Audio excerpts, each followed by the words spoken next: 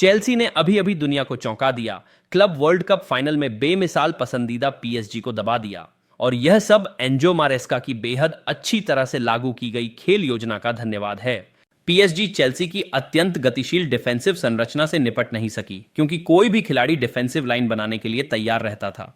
इससे पीएसजी को मिडफील्ड में बिल्कुल भी जगह नहीं मिली और पोजीशन में एक महत्वपूर्ण जगह थी जिसे पीएसजी रोकने का कोई तरीका नहीं जानती थी। चलिए देखते हैं। आप फुटबॉल मेटा में वापस स्वागत है। मुझे लगता है कि कम ही लोगों ने किक ऑन ऑफ से पहले स्कोर लाइन की भविष्यवाणी की होगी। पीएसजी ने पूरे प्रतियोगिता में केवल एक गोल ही गंवाया था। फाइनल तक पहुंचने के रास्ते में बायर्न म्यूनिख और रियल मैड्रिड जैसे बड़े नामों को ध्वस्त करते हुए, जबकि दूसरी ओर चेल्सी ने नॉकआउट चरणों में काफी प्रभावशाली दिखने के बावजूद वे अपने ग्रुप में पहला स्थान नहीं प्राप्त कर सके और अभी तक किसी बड़े यूरोपीय टीम का सामना नहीं किया। फिर भी चेल्सी का यह प्रदर्शन मैंने वर्षों में सबसे बेहतरीन पाया। कुछ अविश्वसनीय व्यक्तिगत प्रदर्शन और एंजो मारेस्का की एक बिल्कुल परफेक्ट सामरिक खेल योजना के साथ। वास्तव में मैं सबसे पहले चेल्सी की गतिशील डिफेंसिव संरचना पर चर्चा करना चाहता हूं, जिसने पीएसजी को अपना सर्वश्रेष्ठ प्रदर्शन करने का कोई मौका नहीं दिया। चेल्सी ने 4-2-3-1 में मैच की शुरुआत की, जिसमें राइस जेम्स को होल्डिंग मिडफील्डर के रूप में काई सेडर के साथ समावेश करने का अनोखा चुनाव किया। हम बाद में इस चीज के पोजीशन पर इसके शानदार प्रभाव को देखेंगे, लेकिन डिफेंसिव रूप से काइसेडो और राइस जेम्स लगातार जुआओ नेवेज और फेबियन रूइज का पालन करते थे। उन्हें किसी भी तरह से घुमाने का मौका नहीं देते। जब पीएसजी निर्माण करने की कोशिश करता तो वे चौड़े बैक 4 में बदल जाते। विटिन्हो भी गहराई में आकर गेंद प्राप्त करने की कोशिश करते। शुरुआत में वह फर्नांडेस और जुआओ पेद्रो के आगे 2 के बीच में स्थान बनाकर स्वामित्व को घुमाता, लेकिन जैसे ही वह मैदान पर ऊपर की ओर चलता, यह निर्भर करता कि निर्माण किस तरफ हो रहा था, तो कैसीडा या जेम्स उसे रोक देता और चेल्सी की रक्षात्मक लाइन टूट जाती थी जब एक सेंट्रल बैक आगे बढ़कर मिडफील्ड में किसी भी खिलाड़ी को रोक देता। मैच की शुरुआत में इसके कुछ बेहतरीन उदाहरण हैं। रीस जेम्स ने विटिन्हो पर दबाव डालने के लिए बहुत सा क्षेत्र कवर किया। उसके बाद फेबियन रीस को चलाबा द्वारा रोक दिया गया, जिससे बैकलाइन 3v3 में रह गई। इससे चेल्सी की एक मिश्रित प्रणाली उभरी, मैदान के केंद्र में मैन मार्किंग के साथ साथ थोड़ी अधिक जोनल, फर्स्ट प्रेस और चौड़े फैलाव वाले क्षेत्रों में।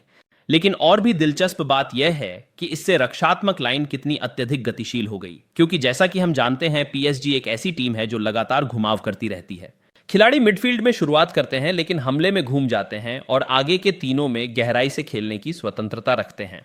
इसलिए चेल्सी लगातार स्थान बदल रहे थे और बैकलाइन को बनाने के तरीके को बदल रहे थे। चेल्सी की रक्षा द्वारा विभिन्न स्थानों को ग्रहण करने के असीमित उदाहरण हैं, लेकिन जो भी खिलाड़ी बैकलाइन में कदम रखता था वह उसी आकार को व्यवस्थित रूप से बनाए रखता था, जो लगातार करना अत्यंत कठिन है। लेकिन इन चित्रों में से कुछ में आप पेड्रो नेटो की विचित्र भूमिका भी देख सकते हैं, जो इस खेल में काफी समय तक मूल रूप से बैक 5 का गठन करते हुए विंग बैक के रूप में कार्य कर रहे थे। यह इसलिए है क्योंकि पीएसजी हाकिमी को कैसे उपयोग करना चाहता है। वह अक्सर चौड़ाई के मुख्य स्रोत होते हैं, जबकि दाएं विंगर युगल अधिकतर केंद्रीय रूप से आगे बढ़ते हैं। जैसे जैसे पीएसजी पास का नियंत्रण करने की कोशिश करता, वे बैक 3 में बदल जाते और हाकिमी दाईं तरफ आगे बढ़ते।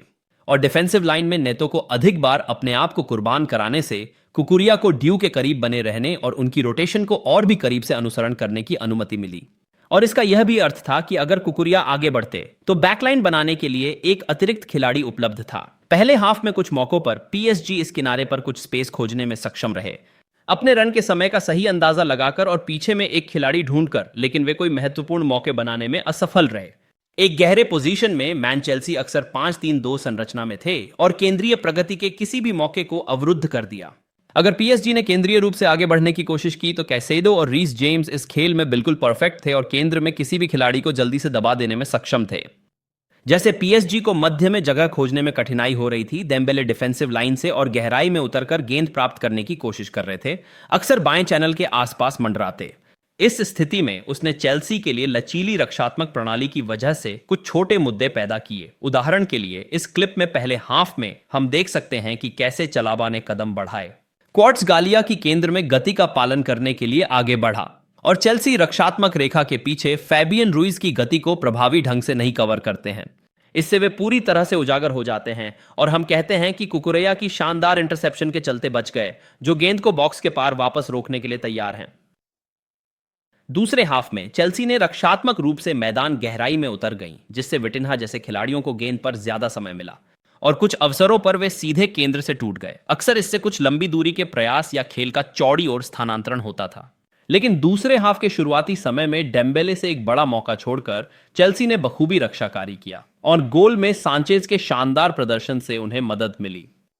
लेकिन सांचेज ने सिर्फ कुछ शानदार सेव नहीं दी और वह गेंद पर भी अद्भुत थे, और एक मुख्य कारण कि चेल्सी इतनी प्रभुत्ववादी थी